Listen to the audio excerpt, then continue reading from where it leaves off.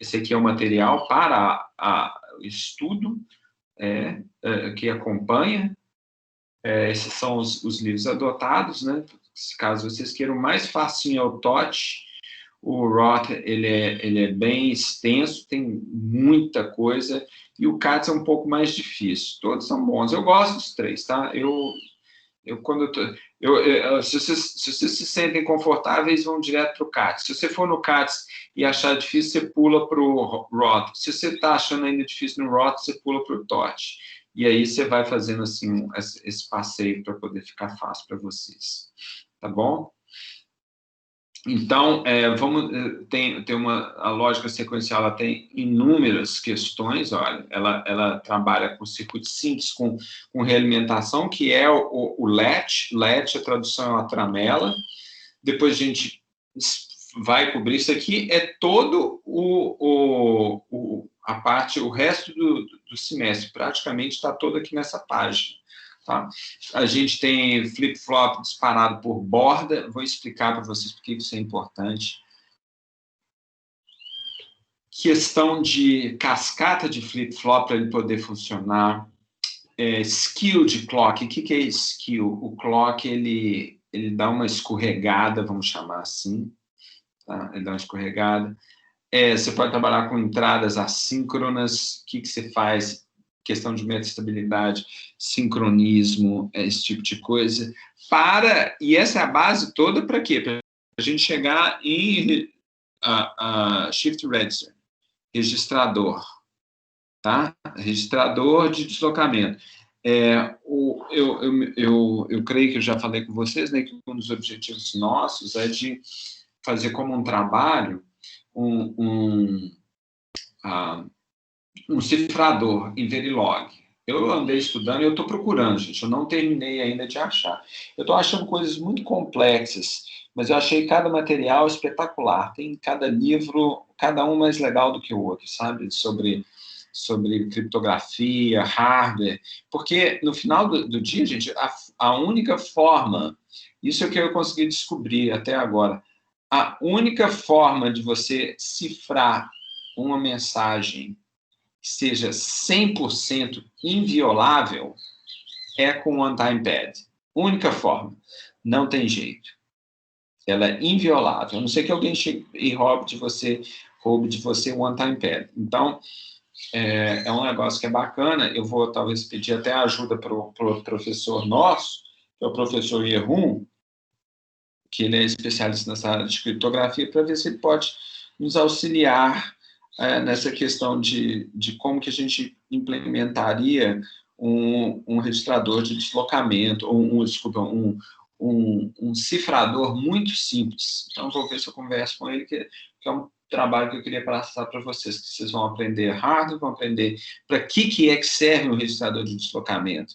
E registrador de deslocamento, ele começa aqui, tá? Então, esse slide, ele resume tudo que eu coloquei. E contador? Contador é uma forma de registrador também. Tá? Na prática é isso, ele vai incrementando, ele vai somando. Então, são formas aí que a gente tem de representar. Tá? Infelizmente, a gente não está podendo fazer as aulas práticas, né, com hardware e tudo mais, mas com Verilog a gente vai conseguir mitigar parte disso. Então, por isso que eu pensei em dar um problema um pouco mais cabeludo para vocês darem, divertir um pouco mais. Isso aqui eu já passei, né, para vocês, que é o Huffman, que ele falava, né, que a diferença é que agora a gente tem memória, o circuito ele guarda aqui nessa e aí você vai falando, não estou entendendo nada, o que é X1, X2, X1, X2, o que é que eu estou vendo aqui que eu não estou entendendo, por que uma é bobina, o outro é capacitor, não estou entendendo nada. Então, gente, isso aqui é a forma lá nos idos de quando eles fizeram, de como eles podiam representar. Se eu não me engano, a bobina aqui quer dizer nada mais, nada menos do que um relé. Alguém até perguntou na aula passada. É um relé.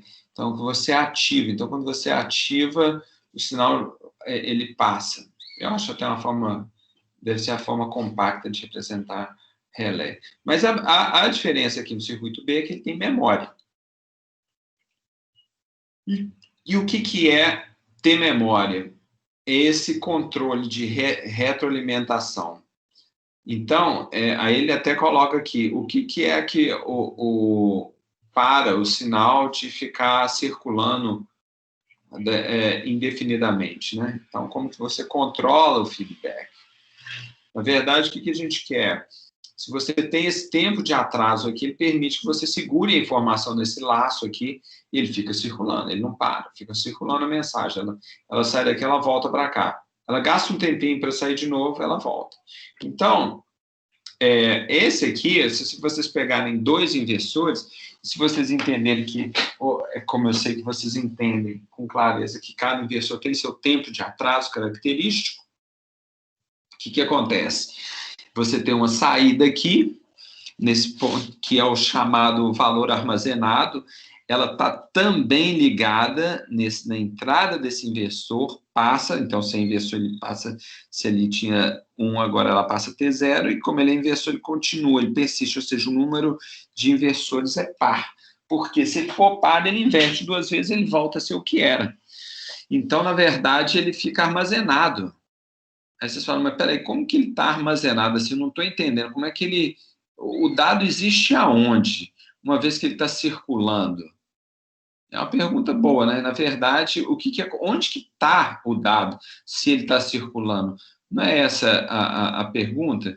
Então, gente, se você parar e pensar esse circuito aqui, ele tem 4 transistores, tá bom? Mas o circuito não permite escrita. Permite leitura, mas não permite escrita. Esse aqui, por sua vez, permite leitura e escrita. Se vocês lembram, mas eu preciso de mais 2 outras chaves, né? E se vocês lembrarem da aula passada, né, uma porta NAND exige 4 transistores. Para eu fazer um flip-flop, eu preciso de 2 portas. Flip-flop não, eu falo flip-flop, mas na prática é um latch, tá? É uma tramela. Eu preciso de 2 com retroalimentação. Então, ter retroalimentação permite que a gente, fazendo a retroalimentação, a gente consiga garantir aquele estado de memória para o seu circuito. Tá certo? Então, é assim que nós escrevemos a memória e assim que a gente pode depois buscar. Alguém tem alguma dúvida com relação a essa questão, gente? Tá tudo tranquilo? A Pedro perguntou por que nós colocamos inversores, não poderia deixar só os dados circulando? Vamos pensar se isso é possível, Pedro. Aí eu não teria inversor, mas aí é só um laço, entendeu? E aí a informação não circula, por quê? Porque é quase que um curto, né? Ele estaria ligado direto. Aí a pergunta, mas então por que eu ponho 2 inversores? Porque o inversor, ele induz... Eu vou falar isso de 2 formas, tá? O inversor, ele vai atrasar o sinal. Então, ele atrasa uma vez, inverteu. Atrasa uma segunda vez, inverteu de novo e voltou a ser o que era. Então, ele circula, mas aí você vai falar, poxa, mas se ele atrasa, se ele circula, ele gasta energia. Sim, ele vai gastar energia. Para ele ficar, lembra? O inversor, ele vai ficar chaveando aqui. Não, nesse caso, ele não vai nem ficar chaveando, mas ele vai manter constante esse sinal aqui, fica aqui, por sua vez, ele se mantém o mesmo. Lembrando, né, que para poder manter o sinal, eu tenho a alimentação do inversor, por isso que ele se mantém. Se eu tiro a alimentação do inversor, ele perde. Eduardo perguntou, como o dado é colocado naquele primeiro circuito? Vou falar sobre isso, entendi que não tem certeza da primeira vez. Aquilo, viu, Eduardo? Aquele circuitinho que está ali que vocês estão vendo, é uma abstração, não dá para fazer aquilo. Porque, de alguma forma, como você colocou, tem que colocar o dado pela primeira vez. Não tem jeito, tá?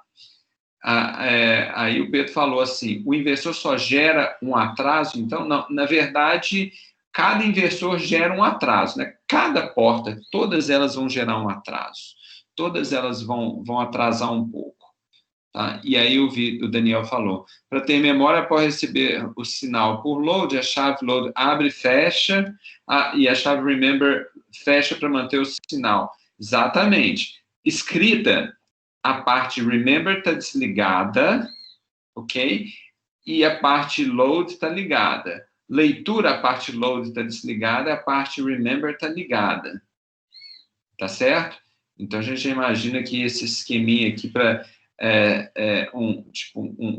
uma escrita e leitura, ela trabalha uma oposta da outra. Ou ele está lendo, ou ele está escrevendo, ele não pode fazer os dois. Então, ele pode fazer isso, tá certo? Então, é dessa forma que funciona. Tá bom? Aí tem que ter um sincronismo, tem uma série de coisas. E aí vocês vão perguntar, mas é assim que funciona uma célula de memória? Mais ou menos. Uma SRAM, como eu mencionei na aula anterior, ela, na verdade, ela possui 6 transistores. Então, se parar e pensar, ela é super compacta. Uma célula de memória, uma SRAM, uma única. Aqui eu tenho 4. Aí vocês vão falar, mas aqui eu tenho mais uma chave aqui, então isso é tipo uma célula SRAM, é bem parecido, mas não é exatamente igual. Tá bom, gente? E aí o Pedro perguntou, então a função do inversor aqui é só gerar um atraso ou não?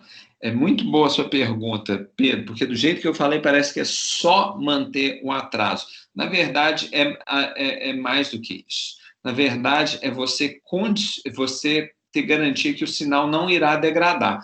Por quê? Porque a hora que eu coloco... Você lembra que se eu coloco um sinal aqui que ele está um pouquinho diferente de um, esse tipo de circuito inversor, porque ele tem essa alimentação dele, ele vai querer sempre jogar ou para o 0 ou para o 1.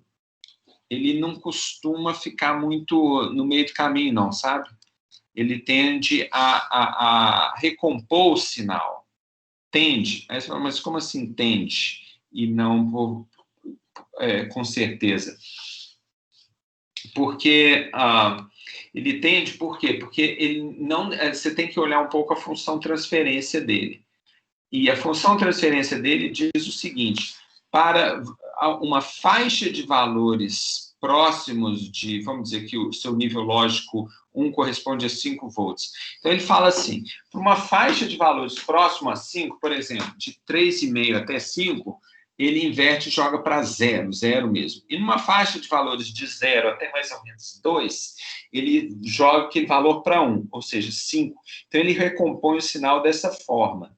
Percebe? Agora, e o que acontece exatamente no meio do caminho, 2,5? O que vai acontecer? O que ele vai fazer? Ele vai jogar para cima, vai jogar para baixo, ele pode ficar no estado intermediário.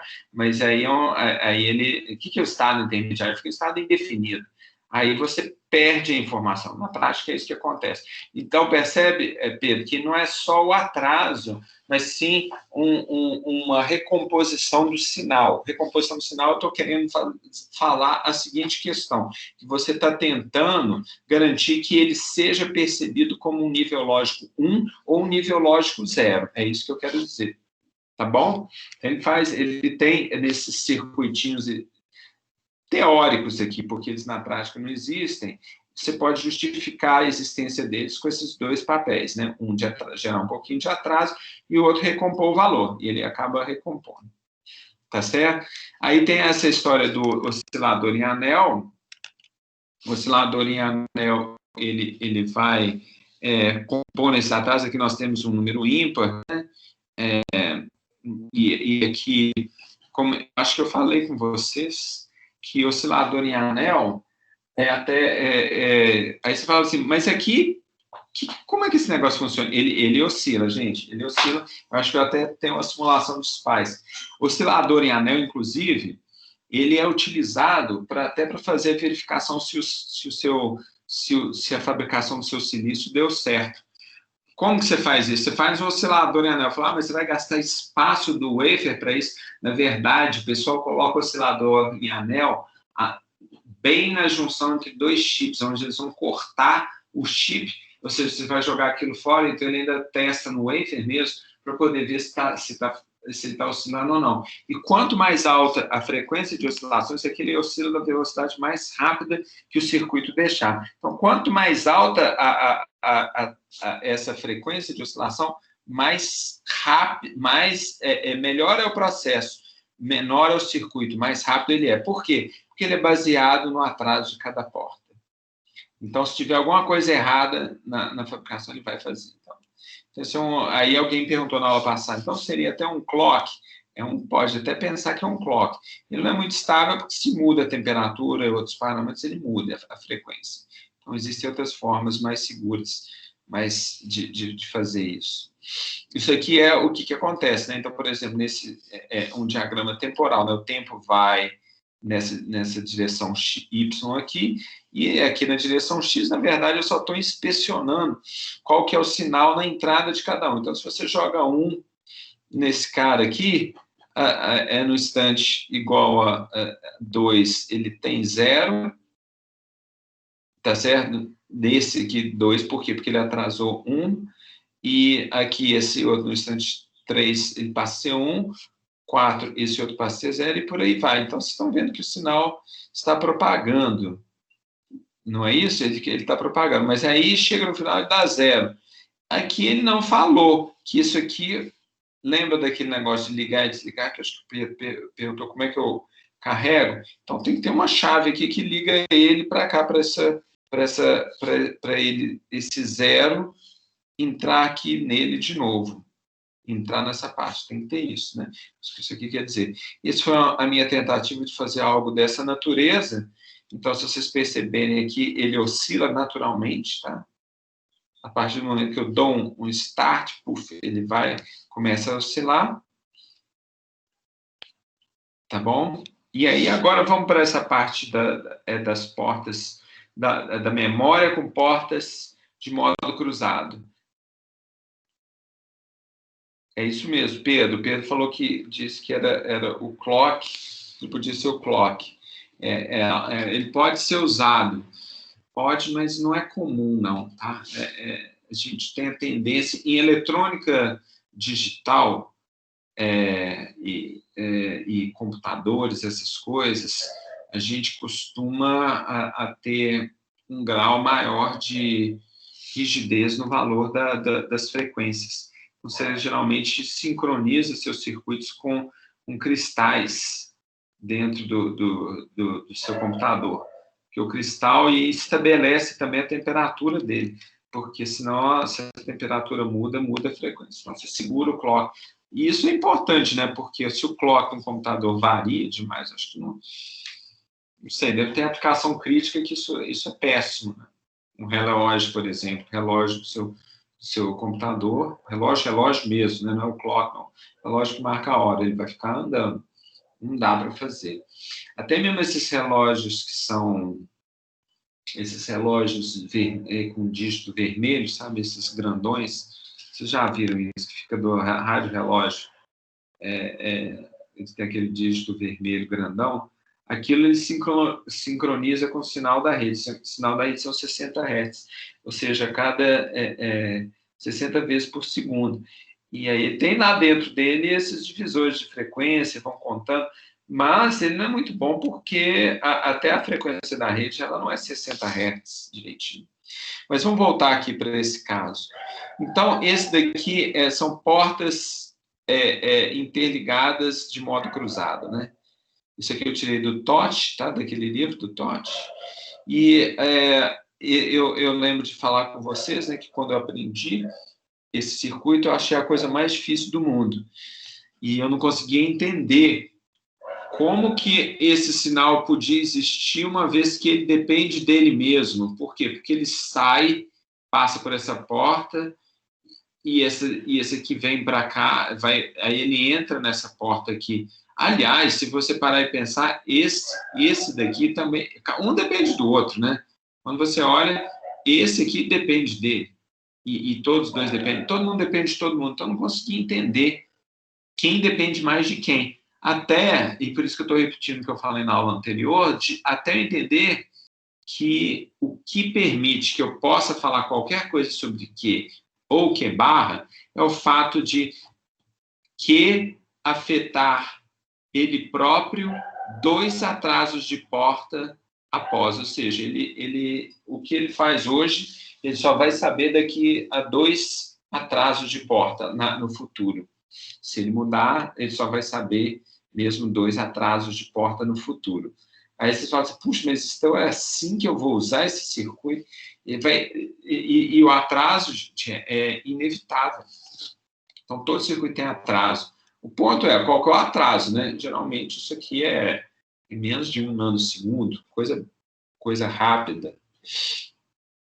Tem de ser, né? Porque se for muito longo, você não consegue fazer um registro, né? Ele não vai dar certo. Não tem jeito de você fazer. Tá certo? Então, como que funciona? Quando você começa a adotar essa questão do tempo, e eu vou mostrar aqui os diagramazinhos temporais, ele vai ficar mais claro. Então, 2 conceitos importantes para vocês entenderem uma LET, uma tramela, utilizando porta NAND. 2 coisas. A primeira, nunca imagine que o estado que está aqui vai depender instantaneamente dele, porque ele sai, entra nessa porta, e saindo dessa porta entra aqui, portanto, ele vai depender dele instantaneamente. Então, não. Ele depende do valor dele a 2 atrasos de porta anteriores, tá? Ou seja, deixa eu falar isso de novo. O estado atual dele vai depender do estado que ele estava a 2 atrasos de portas anteriores e o valor de set, tá? O valor de set, o que ele faz?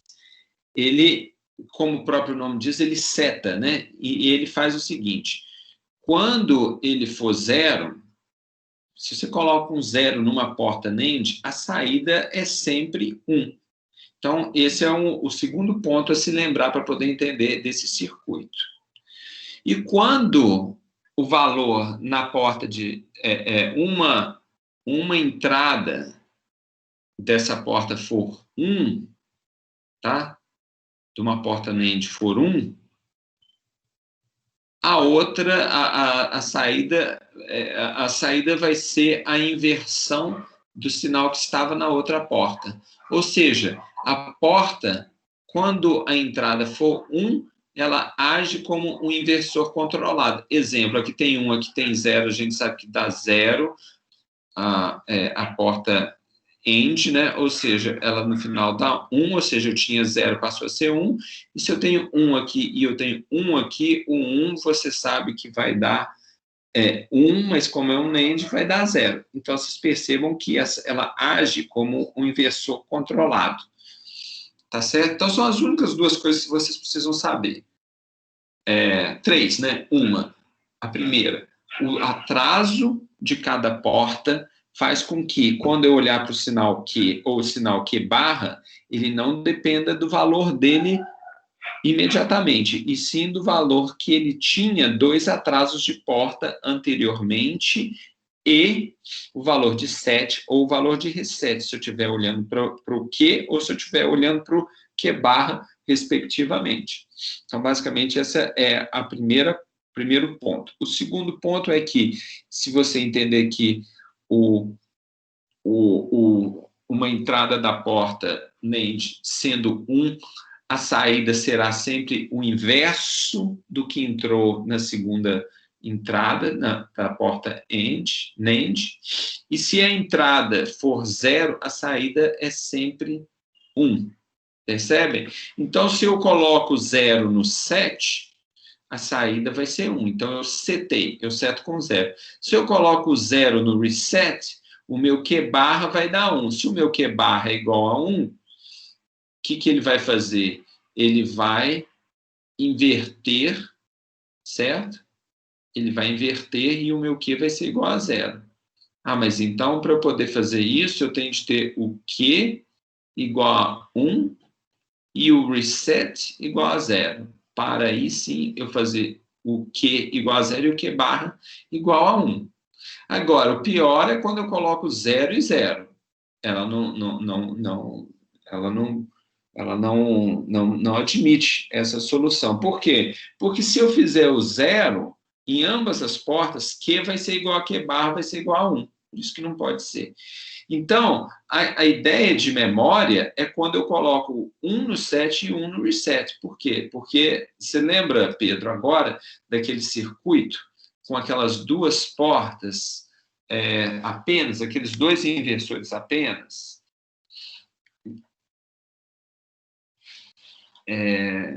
Quando tinha só os dois inversores, então aqui agora está um pouquinho mais claro. Eu olhando aqui no chat, aí o Eduardo perguntou, tem uns minutos, o relógio de geladeira fica sempre se atrasando ou adiantando? Pode ser, viu, Eduardo? Geralmente é isso.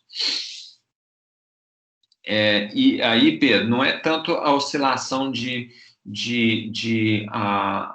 intensidade, é mais uma oscilação de frequência. São 60 Hz. E aí ele muda, tá? Ele muda porque é um péssimo padrão de frequência. É um padrão super barato. Por quê? Porque ele está lá na rede.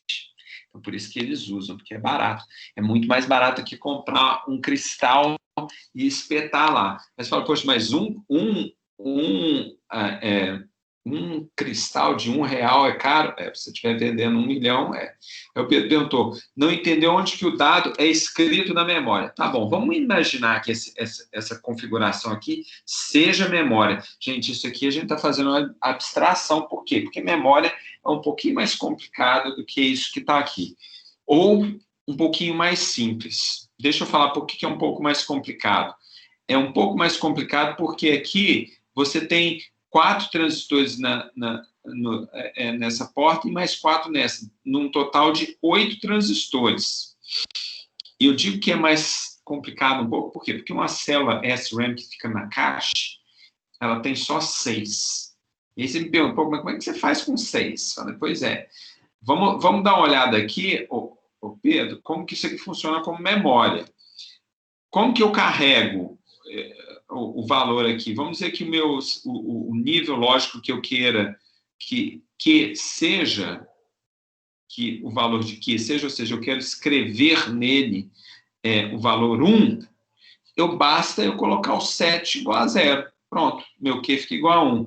Ah, mas eu quero colocar, em vez de colocar o Q igual a 1, eu quero colocar o Q igual a 0. Então, basta eu colocar o reset igual a 0. E aí o meu Q fica sendo igual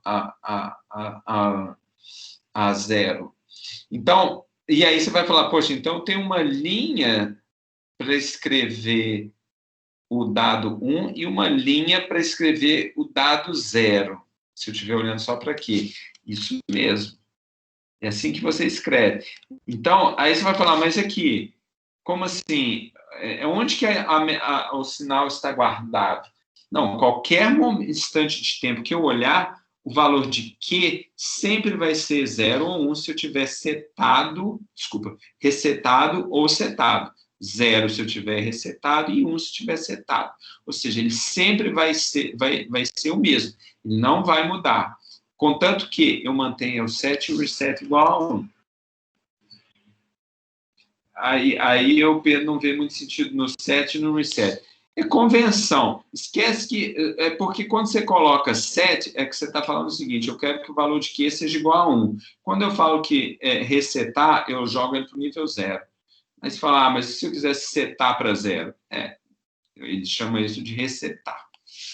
Beleza? Então, é só uma convenção. Eles que deram esse tipo de convenção. É porque a gente está sempre trabalhando na perspectiva de entender o que vale. E por isso que ele funciona dessa forma. Então, vamos olhar aqui no tempo, quando, por exemplo, quando você tem o set e o reset igual a 1. Lembrando que, agora estamos falando daquela questão de memória, viu, Pedro? Quando o set e o reset for igual a 1, a saída não muda. Vamos ver. Então, olha só, ele tem o que ele chama aqui de 2 estados de repouso possíveis, né? Quando o set for igual ao reset for igual a 1. Por que são 2 estados possíveis?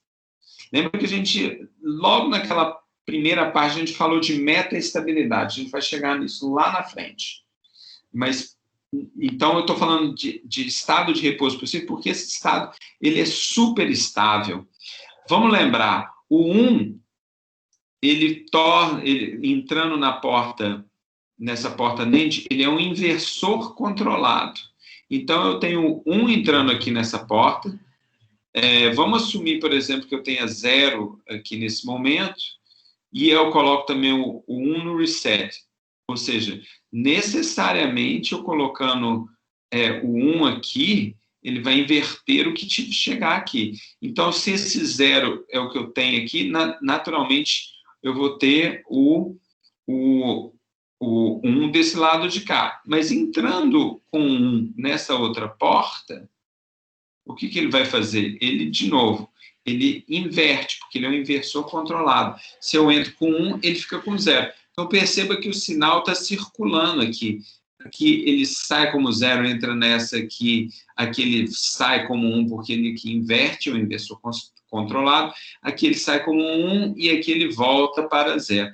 Então, vocês podem perceber que ele, por ser inversor controlado, eu posso ter essa estabilidade, esses dois estados de repouso, que aqui ele já faz o contrário. O que ele faz? Aqui eu tenho uma outra possibilidade, que eu quero esse estado de repouso com esse Q igual a 1, e ele sai daqui, aqui ele inverte. Se ele entrou com 0 aqui, ele vai inverter o 0 aqui. Se ele saiu do NAND 2 com valor 0, esse 0 eu coloco no NAND 1, ele vai inverter. Então, perceba que ele fica circulando, o sinal está circulando constantemente. Ele não para, né? Ele está constantemente circulando. Está tranquilo, gente? Agora vamos passar para a parte de setar. Tá bom? Vamos setar o LED. Vamos escrever ele, né? Então, de novo, tem duas condições. A primeira condição é o estado inicial do Q era igual a 0. Ok. Significa que aqui eu vou ter 1. Se eu tenho 1 aqui nessa entrada, aqui eu vou ter 0. Então, ele estava estável, tá? Naquele estado de repouso. Eu também podia ter o estado 1, e aqui ele estaria em repouso no 1. Mas se eu estou mandando um set, ou seja, eu quero que ele vire 0, desculpe, eu quero que Q deixe de ser 0 e passe a ser 1, será que ele vai ficar assim para sempre? Vamos ver. Então, eu dou um pulso no set. Quando eu coloco o set igual a 0, eu forço, porque toda porta NAND assim faz. Se eu tiver uma entrada igual a 0, necessariamente a saída, qualquer uma das duas entradas igual a 0, necessariamente isso aqui vai ter 1. Então, ele dá esse pulo, e aqui ele entra com esse 1, o que significa que ele agora é um inversor controlado, esse 1 comuta para 0, e esse 0 entra para cá. Aí vocês vão falar assim, mas espera aí, agora eu entrei naquela condição, né? Não, ainda não. Aquela condição de corrida, não. Você entrou com 0 aqui e o set igual a 0. 0 e 0 numa NAND te dá 1. Então, ele fica estabilizado. Não, eu nunca coloquei 0 aqui e 0 aqui. Ou eu coloco esse pulso para dar o meu set, ou eu coloco para reset. Os dois ao mesmo tempo, não, porque eu vou entrar naquela condição. Uma vez que ele se encontra nesse estado, ele está em estado de repouso, porque o set e o reset são iguais a 1. Agora, e se o seu estado de repouso anterior fosse 1 no NAND 1 e 0 no NAND 2? Ele mudaria alguma coisa? Não. Por quê? Porque ainda que ele anteriormente estivesse com o set igual a 1, ou seja, ele inverte, e aqui, naturalmente, ele inverteria o 0, na hora que eu coloco o 0 nessa porta NAND número 1, em qualquer uma das duas entradas que tiver, ou ambas, ele comuta para 1. Ou seja, como aqui eu já tinha comutado ele para 0, ele persistiria, ou se eu entrasse com esse 0 aqui, que é o que já tinha, né? Já tinha o 0 entrando aqui, ele sempre geraria 1. Então, é assim que você seta. De maneira análoga, o Pedro colocou, quando colocaríamos o set igual, reset igual a 1, qual a utilidade dessa entrada? Quando você coloca o set igual reset igual a 1, vamos lembrar daquela, seria o equivalente nesse desenhozinho aqui ao remember, de lembrar. Esse remember é aquele estado lógico, set igual a 1, reset igual a 1. O load pode ser, por exemplo, se eu quiser carregar o 1, o set igual a 0 e o reset igual a 1. E escrever o 0 significa dar um pulso de reset igual a 0. Tá claro? Sendo que você nunca tem o load e o remember juntos. Entendeu, Pedro? Esse é o estado que gera memória, exatamente. Então, esse estado aqui, 1 e 1, que ele não muda, ele tem a memória. Então, por isso que eu disse que esse circuito, ao mesmo tempo que ele é mais simples de entender que uma memória a SRAM, ele é mais complicado, ele é mais simples de entender como ele funciona, desse jeitinho. É mais complicado entender a SRAM porque ela consegue desempenhar essa função com 6 transistores só. E aqui eu tenho um excesso, mas eu tenho um pino de set e um pino de reset. Tá claro, gente? Então, vamos tudo tranquilo? Agora vamos passar para resetar. Para resetar é o mesmo argumento, sabendo que o que eu antes chamava de Q, agora eu chamo de Q barra. Então, se eu estiver olhando aqui no caso, onde o meu Q inicial era 0 e o meu Q barra era igual a 1, resetar significa colocar Q igual a 0. E significa o quê? Eu colocar um 0 nessa porta NAND, sabendo que já tinha um outro 0 aqui, que era o outro estado de repouso dele. Sendo que qualquer 0 na entrada de porta NAND me gera um 1 na saída, eu entro com um 1 aqui, e aqui eu tenho um tanto na entrada dessa porta NAND 1, como o 1 do 7. Então, ele fica estacionário, ele não muda. Agora, se eu estiver olhando para uma situação na qual eu tinha o dado, vamos chamar agora para ficar mais fácil lembrar que isso é memória também. Eu tinha o dado armazenado aqui em Q sendo 1, mas agora eu quero armazenar o dado 0, o que eu faço? Eu dou um pulso de reset. O que ele faz? Ele joga o 0 aqui, o que garante que ambas as entradas sejam 1, e se ambas as entradas de uma porta NAND forem 1, a saída é 0. Pronto, resetei o meu latch, beleza? Então, basicamente, é assim que ele funciona. Tá claro, gente? Então, aqui, basicamente, é o resumo dessa figura. Tá? Eu tenho tudo aqui para vocês.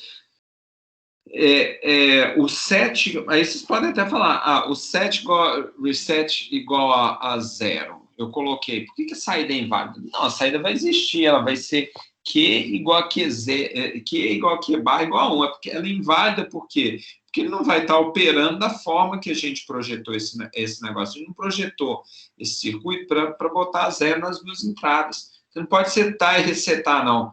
Ou você seta ou você reseta. Setar e resetar ao mesmo tempo não tem jeito. Ele vai te dar uma saída estranha, inválida. Tá claro? A mesma lógica funciona com porta NOR. Tá?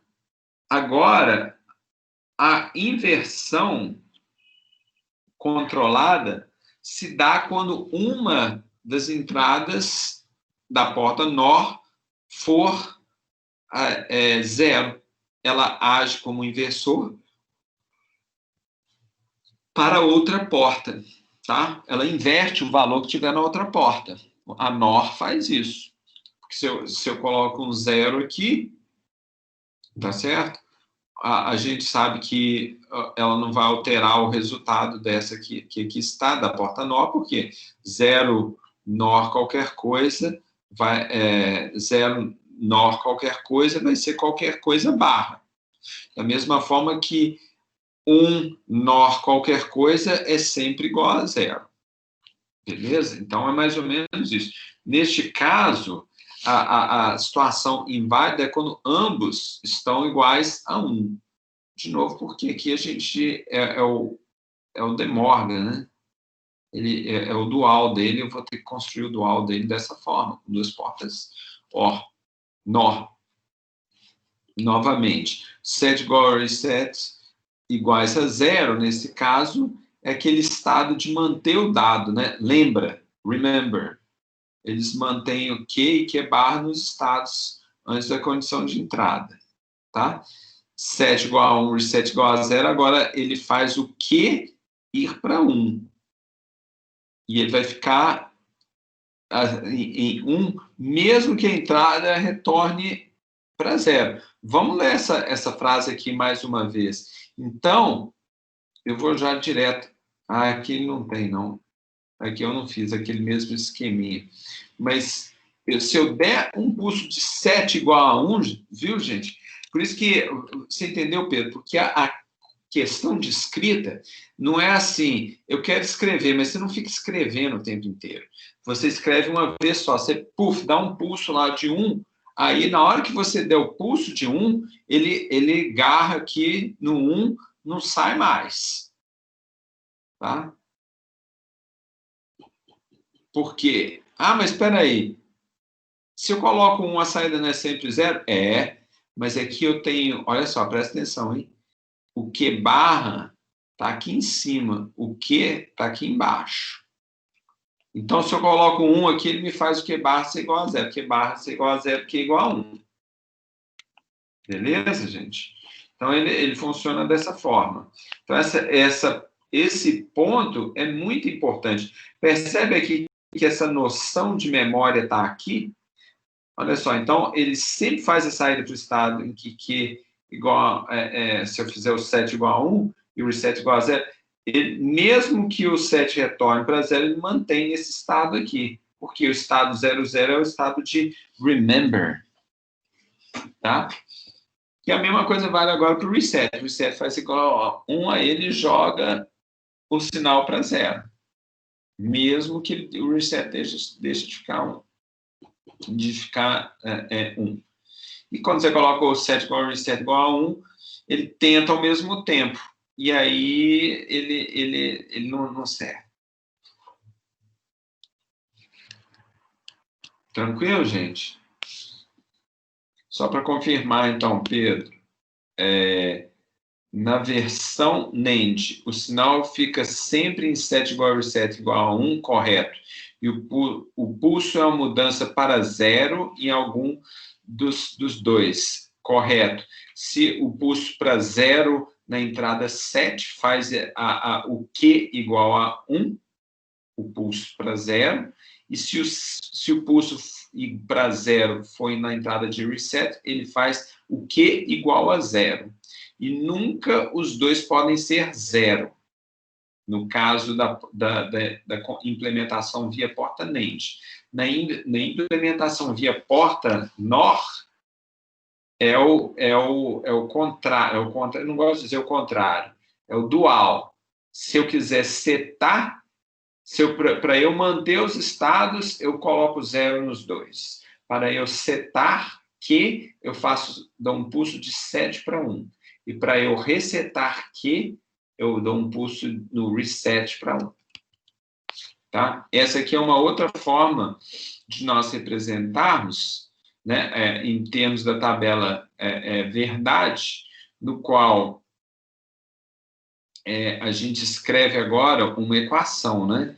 E essa equação, ela fala do meu Q+, daquele tempo de atraso, agora ele é embutido. Vocês lembram que eu coloquei daquela forma, né? O Q vai depender, que ele colocou como se dependesse só dele no instante Q. Ou seja, o Q futuro vai depender dele. Tá claro aqui, gente? É assim que ele... E por que eu falei que ele dependia dele duas para trás, porque passava por duas portas, né? Porque ele passava por duas portas. Então, eu não sei como que isso aqui não está sendo refletido aqui nessa equação. Tá? Essa é uma forma da gente representar o... Vamos dar uma olhada aqui. Quando eu tenho o que que ele vai ser? Eu acho que aqui está faltando um que barra, tá, gente? Deixa eu ver. Olha só.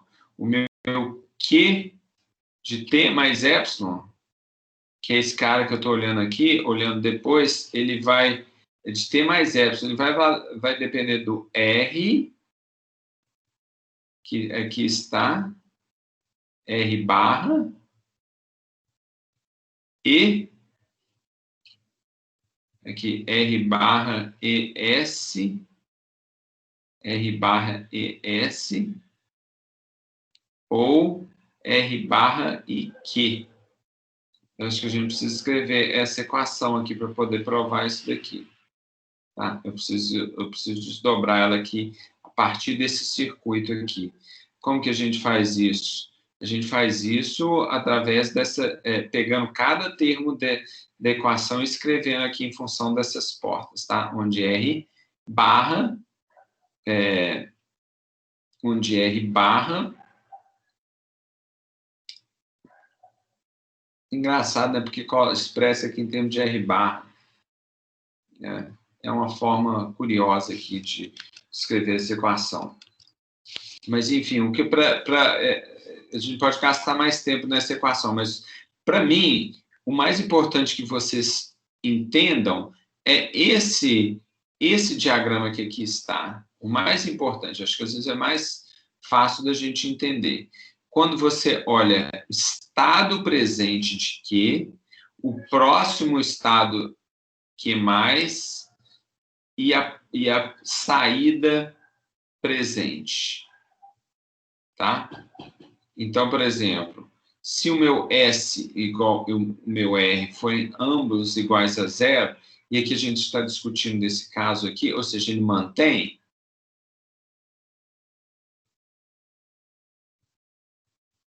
ué, isso aqui parece que é para a porta NAND, viu? Porque para ele... Ué, gente, que interessante isso daqui. Se o reset, vamos só olhar aqui, se o reset for igual a 1, ele me joga... Ah, aqui, gente, isso aqui é para a porta NAND, olha. Porque se o reset for igual a 1, o que ele faz? Ele joga o set for igual a 0, desculpa, se o set for igual a 0, o que ele faz? Ele joga a saída para o 1, tá certo? Tá claro aqui, gente? Ambos iguais a 1, ambos 7 e reset igual a 1. Eu estou um pouco de dificuldade de entender essa questão aqui, gente. Eu estou meio perdido aqui. Eu não sei se refere a essa figura aqui. Tá? Eu não sei se refere à implementação com portas NAND. Porque isso aqui é o presente. A grande dificuldade, gente, é que... Ah, não, olha só. Peraí, gente, vamos parar e pensar aqui um pouco. Olha só, a grande dificuldade que a gente tem é o seguinte, esse SR se refere ao... Porque ele está falando estado Q+, tá certo? Então, é o próximo estado, não é o estado atual. Então, a gente tem que pensar no estado atual. Se o estado atual for 0, e eu coloco a S e R igual a 0, ele comuta. Ou seja, comutar é dado por essa bolinha aqui. Se eu coloco S e R igual a 0, 1, ele comuta o estado. Não, desculpa, ele comuta o estado. Então, ele era 1, ele comutou para 0. Ele era 1, ele comutou para 0. Se S e R forem iguais a 1, que ele faz? Ele faz o sinal que mantém o sinal que. Tá? Lembra que 1 e 1 era para a porta NAND. E se S e R forem iguais a 1 e 0, se o estado presente é 0, o outro passa a ser 1. Tá claro, gente? Então, vamos ver aqui um outro caso. Se o estado presente for igual a... Isso aqui é a saída, né? A saída P. É porque aqui não está dando para ver o P, gente. Isso que é um negócio, isso que está um pouco complexo, essa parte aqui do gráfico. Tá bom, gente? O P mostra as oscilações durante o funcionamento. Pois é, Pedro, esse P é que eu não estou conseguindo entender. Aqui ele não está abrindo. Aqui eu acho que ele mostra um estado antes de como está, entendeu? Mas está um pouco complexo. Esse negócio aqui não está muito claro, não. No caso do NOR, ele mantém o 00, ou seja, o 00 é manter, né? O S e o R. Por isso que esse daqui está mais fácil de entender aqui, ó. Eu estou olhando só para esse daqui. Esse aqui eu não estou conseguindo entender, não. Olha só, esse é mais fácil. Esse lado de cá eu não estou entendendo essa saída P, não. Mas aqui eu estou entendendo com clareza. Porque, olha só, 00 mantém. 7 igual a 0, reset igual a 1, ele reseta. E para a porta NOR ele faz isso. 7 igual a 1, reset igual a 1, ele faz aquele estado indeterminado. Não é para fazer isso. No qual ele joga 0. E o set igual a 1 e o reset igual a 0, ele faz ficar 1. Tá certo? Então, para mim, está claro esse próximo passo aqui. O que está falando é um estado intermediário. Eu não estou entendendo isso aqui, não. Então, eu só estou olhando para esse lado de cá. Esse lado de cá está fácil para mim de entender. Aqui é a mesma coisa. Se o set e o reset, se ambos forem iguais a 0, ele mantém o estado. É a porta NOR. 0 mantém, não muda. 7 igual a 0, reset igual a 1, ele pega 1 e joga para 0. 7 igual a 1 e reset igual a 1, ele sempre joga para 0, porque ele faz o Q igual a Q barra igual a 0. Tá certo? Então, ele sempre faz isso. E o 7 igual a 1 e o reset igual a 0, ele mantém por quê? Porque ele estava aqui. Então, essa primeira parte aqui eu entendo. Esse daqui eu confesso que eu não estou entendendo, não, gente. Não estou entendendo isso aqui, não. Tá? Mas o que é importante que vocês entendam é justamente essa parte de cá. Tá certo? Agora vamos falar um pouco sobre condição de corrida. O que é condição de corrida? Basicamente, quando está falando de condição de corrida, é quando você coloca... Isso aqui é uma NOR, hein? É um LET com NOR. E quando a gente coloca naquele estado intermediário onde o R igual a 1 e o set igual a 1, ou seja, para eu colocar ele em condição de corrida, o que eu fiz? Eu fiz o valor de Q ser igual ao valor de Q barra. Então, a gente chama de condição de corrida, é para ver quem que vai mudar o outro primeiro, porque Q tem que ser diferente de Q barra. E aqui, então, E aí, o que significa? É o tempo que o Q gastou para entrar nesse cara aqui e mudar o Q barra, e o tempo que o Q barra gastou para chegar aqui e mudar o Q. Quem chegar primeiro vai fazer o outro sinal mudar. E quando ele faz isso, ele oscila. Tá? Essa condição de corrida. O que é um estado meta-estável. Não é um estado de repouso, não é um estado estável. Então, ele fica comutando, indo e voltando. Então, esse problema sério. Então, eu tentei reproduzir isso aqui utilizando o SPICE, né, que aqui vocês têm uma porta NOR, tá vendo aqui uma porta NOR, aqui tem outra porta NOR, e é difícil de chegar a enxergar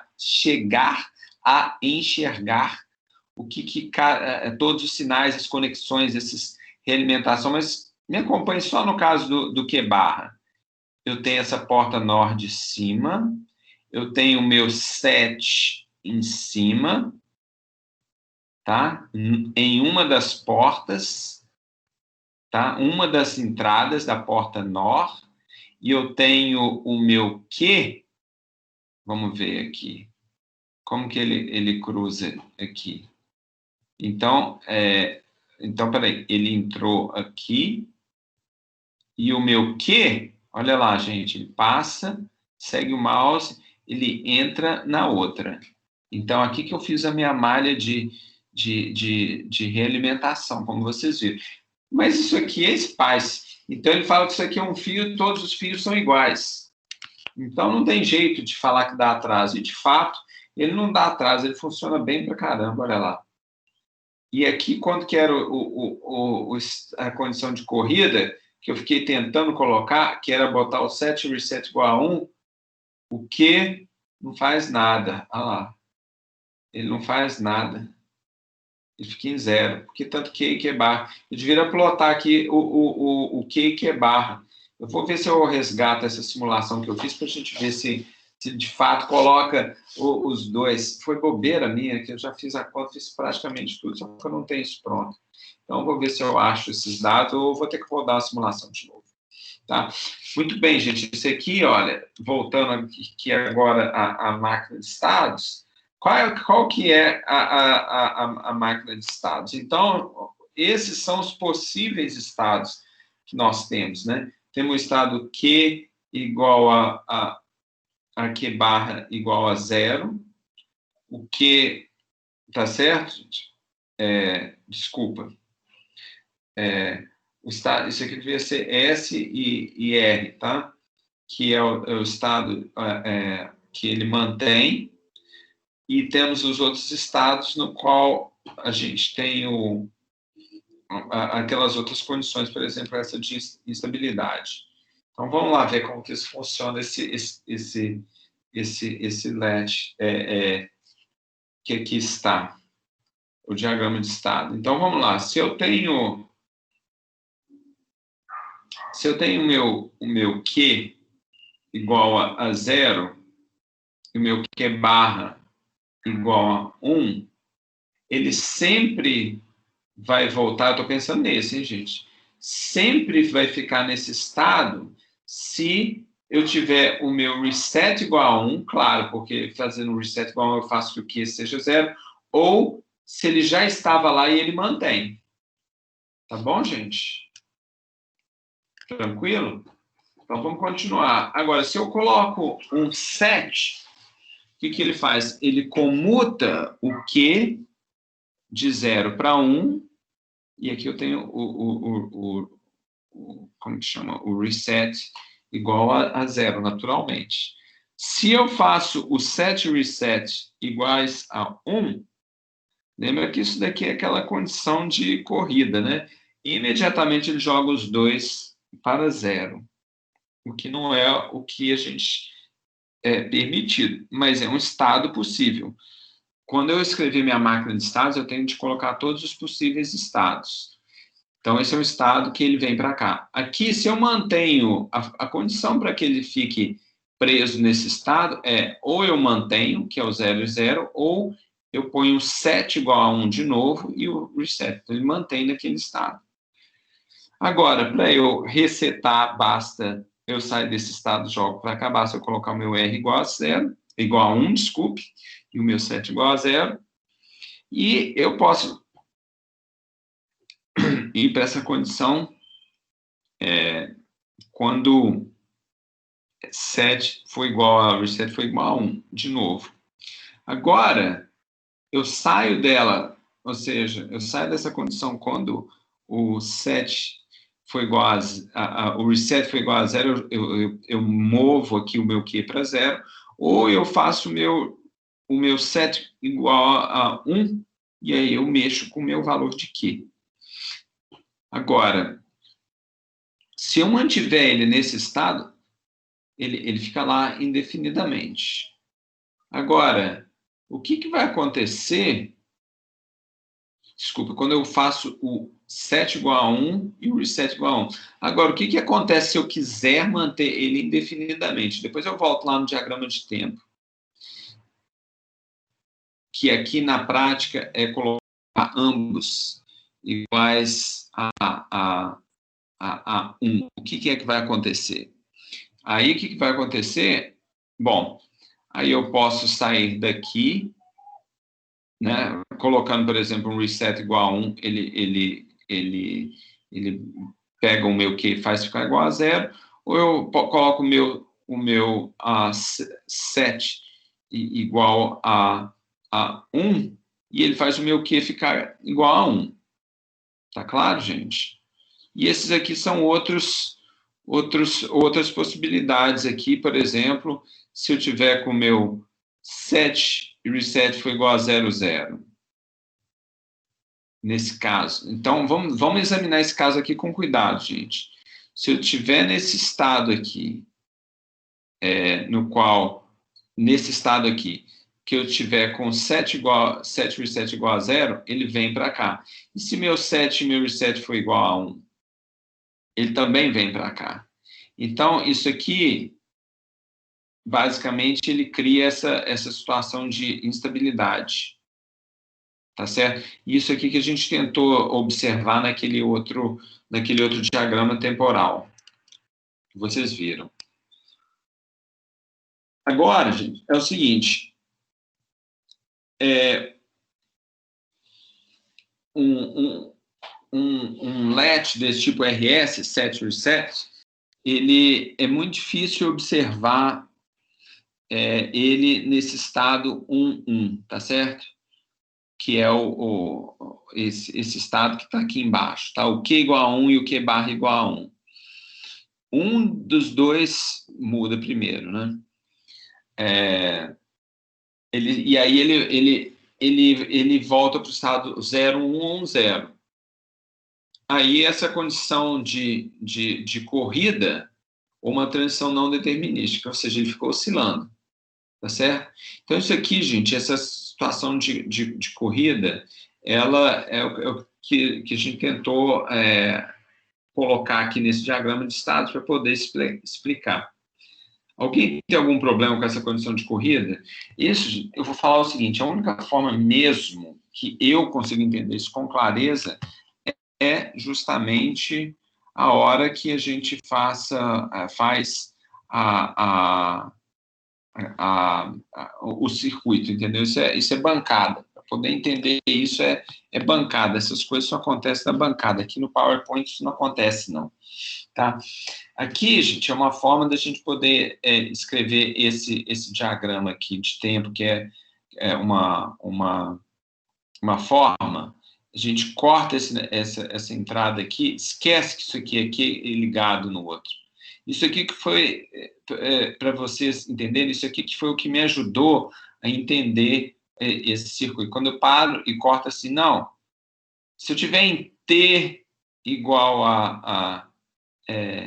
se eu quiser saber quanto que de T mais delta eu posso cortar isso aqui, porque nada vai acontecer até delta, tá? Mas aqui é uma previsão no futuro. Então, basta eu cortar. Aí, o que eu posso colocar? Essa tabela verdade. Aí fica um pouco mais fácil de entender. Eu não sei se vocês concordam com isso, porque agora eu posso escrever uma tabela verdade e esquecer que isso aqui eu podia chamar de qualquer letra, mas esquecer que tem tempo envolvido. Então, se você tem aqui uma porta NOR e a saída dessa NOR com uma outra porta NOR, fica fácil agora da gente ver que, por exemplo, esse aqui é o estado de segurar, né, que é o SR igual a 0, porque meu S aqui, ele vai, quando qualquer um dos dois forem 0, né, o 0 ele é um inversor controlado, não é isso? Então, ele mantém, isso, quando ele é um inversor controlado, ou seja, aqui é 0, e aqui for 0, então aqui eu vou ter ambos iguais a 0, aqui a saída é 1, né? Mas aqui depois ele com certeza vai inverter, né? Agora, se um desses aqui for 1, aqui de novo ele vai manter, dessa forma que aqui está. Então, gente, aqui basta a gente quebrar esse circuitinho e a gente pode escrever essa tabela verdade. E aí a questão toda é essa aqui que está. Olha só, aqui vocês percebem que a gente colocou esse não permitido, tá? Nesses dois casos que aqui estão. Tá? Então, é uma forma da gente colocar um mapa de Carnot. Como que a gente... Até aí tudo bem, gente? Eduardo falou, 6,24. Condição de corrida está estranha para mim. Eu vou voltar lá onde fica fácil de entender, Eduardo, que é a condição de corrida. Tipo, sinal que mudar primeiro ganhar, seta Q para 0, 1, é isso. Mas eu volto lá no circuito. Mas aí, depois disso, ele volta a funcionar normal. Eu tenho que reiniciar o latch. Aí que está, Eduardo. Vamos voltar lá, que acho que aquele desenhozinho, que acho que era o desenho de condição de corrida. Condição de corrida, vamos olhar o diagrama de tempo aqui. Primeiro, o reset igual a 1. Pronto, ele já estava com o meu Q igual a 0, tá? Então, ele já estava lá. Hold, mantém. Set, joguei para 1, tá? Set, subiu 7 aqui.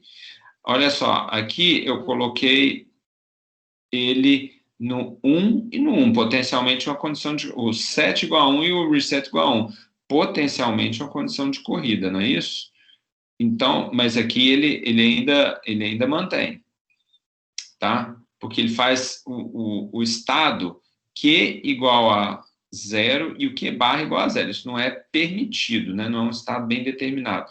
Mas a partir do momento que eu faço o reset igual a 1 e o set igual a 1, o que ele faz? Ele comuta. Isso aqui que eu falei que eu devia ter feito, eu devia ter emulado isso daqui no meu circuitinho, tá? Eu não emulei isso aqui, eu vou ver se eu acho, para ver se eu consigo gerar essa condição de corrida. Enfim, voltando aqui. Depois a gente fez, então, esse exercício do set, fizemos aqui de novo, só que agora, na hora da gente sair dessa condição, percebe aqui, pronto, aqui o que eu faço? Eu faço set e o reset igual a 0. Em outras palavras, mantenha. Mantenha, mas mantenha o quê? Mantenha o que estiver na saída. Mas o que está na saída? Aí o sinal corre para cá. Esse corre para cá.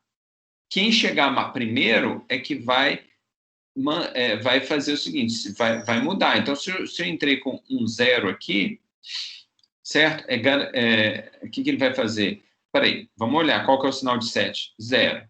E o reset também 0. Então, vamos dizer que o sinal Q barra estava pronto primeiro. E eu tenho ambos iguais a 0. R igual a 0 e set igual a 0. O reset igual a 0 e o set igual a 0. Então, o que ele vai fazer? Ele vai manter. Se ambos estão iguais a 0, ele vai manter. Mas só que, o que aconteceu? Eu entrei com um 0 antes. Tá certo? Olha lá, ele estava aqui. Então, peraí, se eu entrei com ambos iguais a 0 e o outro ainda não estava pronto, chegou primeiro, o que ele vai fazer? Se ambos aqui forem iguais a 0, a saída é 1. Então, o 1 entrou aqui primeiro. Quando ele faz o 1 entrar aqui primeiro, bom, peraí, ele chegou, fez aqui como está para 1. Então, percebe que agora ele encontra esse estado de estabilidade, porque ao mesmo tempo que esse comutou para 1, o outro também comutou para 1. Aí que ele fica nessa condição de corrida. Ficou claro aqui? Deixa eu voltar lá para a sua pergunta, Eduardo. Para ele voltar a funcionar normal, você tem que iniciar o latch. É isso mesmo. A hora que ele entrar em condição de corrida, não tem jeito. Você tem de entrar, de reiniciar. Por isso que a gente coloca esse outro par. Aí agora começa a complicar. E aqui, gente, é só o começo. Vai ficar cada vez mais complicado. Mais complicado não, mais complexo. Não é mais complicado. Na verdade, a gente vai cuidando dos problemas à medida que eles vão aparecendo para vocês. Então, uma forma de você controlar essa condição de corrida é você fazer o seguinte: você só fazer valer R e S quando for importante, quando realmente interessar. A forma de fazer isso é esse sinal de habilita, esse enable. quando o sinal... Aqui está enable barra, tá? Ou seja, enable barra quer dizer o seguinte, quando for 1, ele não habilita, não é isso? E quando for 0, ele habilita. Tá legal? Aqui é aquele estadozinho, aquele atraso de propagação, ele gasta um tempo. Ele gastou um tempo até o puff, o que habilitar. Aí pronto, uma vez que eu habilito, pronto, agora eu posso setar. Caso contrário, ele não habilita. Então, gente, o que ele faz? Aqui, ó. Então, então olha só, gente. Ele faz o seguinte. Vamos parar e entender isso aqui por um momento. Vocês percebem que ele é uma porta controlada? Ah, ele é um inversor controlado, não é? Ele é um inversor controlado. Peraí, o Eduardo fez uma pergunta aí. A condição de corrida ocorre quando eu coloco um 1. Isso mesmo. Quando você coloca um 1, aí decide manter. É isso mesmo. O que é um 1? É uma condição não permitida, que no caso era set igual a 1, reset igual a 1, e depois fala, não, agora eu quero manter. Aí ele fica nessa situação de corrida de meta-estabilidade. Mas vocês estão percebendo aqui, gente, que ele é um inversor controlado. Ele permite que você só habilite esse sinal R a partir do momento que eu baixo esse sinal. Ah, por quê? Porque tá barra, tá? É enable barra. E aqui é R barra. Ou seja, se é um inversor controlado, em outras palavras, quando eu jogo 0 aqui, por isso que eu estou chamando enable barra, porque para eu habilitar, vamos chamar o sinal de habilitar de 1. Então, para eu habilitar, eu preciso jogar 0. Então, eu preciso de entregar aqui o habilita barra, por isso que tem essa barra. Então, quando eu habilito barra, eu pego e inverto R barra. Inverter R barra é jogar R. Então, essa é uma forma de nós impedirmos que tenha flutuação aqui. Tá certo? Porque só vai valer quando o sinal de habilita está ligado. Caso contrário, ele não está valendo. Como assim? Então vamos pensar. Então, se o enable for igual a 1, certo? Ou seja, o enable for igual a 0, ou seja, o enable barra for igual a 1, quanto que vale o sinal aqui? 0, né? Porque se eu tenho 1 aqui, com certeza eu tenho 0 nos dois. Então, é o sinal de mantém. Então, quando o sinal de enable for igual a 0, né? Em outras palavras, eu ponho o enable barra igual a 1, ele mantém o sinal R e S em 0, ou seja, ele mantém ele naquela condição. E aí o Pedro coloca, você coloca o enable para nunca deixar R igual a S igual a 1. Vamos ver se nesse caso aqui, ele nunca ficaria R igual a S igual a 1. Olha, se eu coloco, a princípio eu poderia colocar, tá vendo, Pedro? Olha só, se eu coloco enable barra igual a 0, em outras palavras, enable igual a 1, e se eu colocar R barra igual a 0 e S barra igual a 0, ainda assim, esse circuito ele não impede que eu coloque R e S numa condição de corrida. A princípio, né? A princípio, parece que ele deixa, se tiver R barra igual a S barra igual a 0, o enable, se eu habilitar, ele passa. Agora, se ele não habilitar, ele não passa. Mas eu acho que eu estou entendendo sua pergunta. Sua pergunta é o seguinte, ele não deixa uma flutuação jogar R e S igual a 1. Isso, é isso mesmo. Eu entendi sua pergunta agora. Ele só na hora que ele estiver habilitado que ele vai jogar. Beleza, é isso mesmo. E aí você pode só mostrar, por exemplo, você pode botar um clock. Isso, gente, sabe onde se usa isso?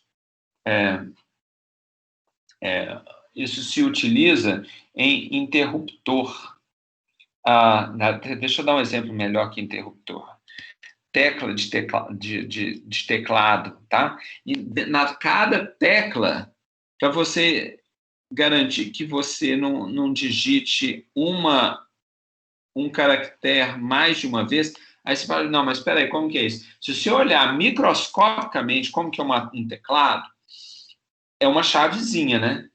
Quando uma chavezinha encosta um terminal na outra, logo na iminência dela encostar uma na outra, e eu falo para vocês que tem gente que faz até estudo atômico disso, é um átomo que vai fazer o contato, e antes dele encostar, ele liga e desliga 1 milhão de vezes. E às vezes o circuito é tão sensível que ele vai entender que você colocou lá um monte de letra de uma vez só. Então, viu, Pedro? Aí o que ele fala? O seguinte, na hora que eu encosto a tecla, ele habilita, entendeu? Aí ele habilita, então é possível, sim. Ele vai e faz o set, faz o reset. Então a gente coloca, se chama um circuito, eu vou escrever aqui, circuito de debouncing, tá? É isso que eu escrevi aqui no chat, é um circuito de debouncing, você utiliza isso para impedir justamente esse tipo de coisa. Esse é um exemplo, tá? Mas aí é uma interface assíncrona, né? Porque quando a gente está digitando no teclado, e lembrem, gente, que tudo isso que eu estou falando tem a ver com interface humano-máquina, que o usuário tem de ter uma tecla, tem que ter um circuito aí para impedir que quando eu aperto uma letra K, não sai K, por aí vai. Tá? Mesmo que, tanto é que para você escrever isso, né, você tem que apertar um monte de vezes. Então, é isso. Então, o circuito de bounce. Mas isso é numa interface, um processo de aquisição de dados assíncrono. Quando for um processo síncrono, aí você usa o clock. Ainda que você faça isso, olha lá, tá vendo, o Pedro, quando você fala assim, como que eu controlo? Você tem que fazer, você usa o clock para fazer isso. Você espera até o R barra e o S barra se acomodar, e aí depois você muda ele. Então, ele já ajuda muita coisa, tá, gente? Ele já ajuda muita coisa. Ele sincroniza o circuito. Então, por exemplo, aqui, olha, tá vendo? Esse é um caso no qual você controla um latch desse com um clock. Aí você pode até falar, mas ele pode estar variando aqui, né? Numa hora lá, na hora que ele está habilitado, né? Pode ser. Então, olha lá, o que ele está falando? Ó, quando o clock barra foi igual a 0, ou seja, enable clock igual a 1, tá certo? Ele está estável. E aí ele pode estar mudando aqui nesse outro estado que aqui está. Certo? Então, isso é uma forma de nós colocarmos algum grau de controle para evitar esse tipo de coisa. Agora, a forma, tem uma forma, e essa é a forma, pode parecer que está complexo, eu falei com vocês, né, que a gente já vai cada vez complicando mais esse negócio. Você pode fazer cascata de latch, e uma forma de você fazer impedir é você colocar um inversor aqui na hora que você conecta um no outro. Certo? Você tem que controlar o fluxo de um para o outro. Se você quiser fazer com que dado entre nesse, passe para esse. Então, a forma está aqui, olha. É uma estrutura mestre-escravo. Você trava isso, tá? Colocando um mestre e o escravo. Ou seja, o escravo nunca está trabalhando na hora que o mestre está. Então, a forma de colocar isso, aí vocês veem, o negócio começou só com 8 transistores, olha a quantidade que já colocou aqui, para poder impedir essas questões, né? Mas isso, a gente tem que enxergar isso que ele coloca aqui. A gente vê esse par como uma unidade básica, e que ele tem o flip-flop mestre-escravo, ele usa 2 vezes mais de lógica, e a saída agora ela vai ter que só estar pronta depois que a borda do relógio, tá? A borda que cai do relógio faz, mas ela não afeta mais flip-flop lá para frente. Tá certo, gente?